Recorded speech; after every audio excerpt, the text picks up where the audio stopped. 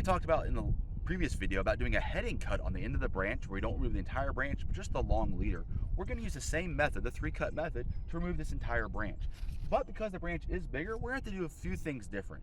So using our straight blade, our fixed saw here, our Domtro, we're going to actually do our undercut. We're going to do a slight notch actually in the undercut with the handsaw, and then we're going to do a top cut, allowing the branch to fold all the way to the ground where we can cut it off. Now you have to be careful with this with long branches. As that branch begins to fold down and the tips hit the ground, it's going to put back pressure on your cut.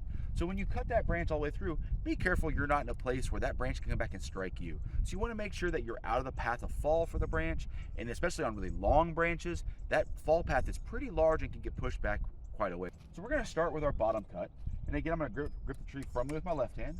I'm going to take a nice long pull stroke, and I'm going to cut about halfway.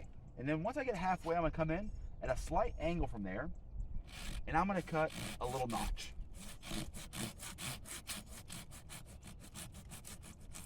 Now that I've got my notch here, this is going to allow the branch to fold down to the ground. If I didn't cut a notch, and I did just in my top cut, this can break free prematurely, and I'm not going to have control of the branch. So now that I've done this, I'm going to come directly over top of my notch, and I'm going to do my top cut. You can see as it closes down, my branch now is closed in here. Everything is good. My tips aren't on the ground, so I have no back pressure being created, and I can go ahead and finish my cut. And it falls to the ground. Again, making sure I'm out of the strike zone for this branch to come down. Bigger branch, you want to make sure that you're not going to get struck by that branch. So you may have to cut a few cuts on the tips of the branch first to shorten the branch up, so that's not going to spring back and hit you, hit the tree and do damage to the tree, or hit a structure. Now that we finished that, we've got our short piece here, we're going to find our branch bark ridge again, our branch collar, which runs right perpendicular here, and we're going to make our final cut staying outside of that abscission zone, and we're going to pull straight through.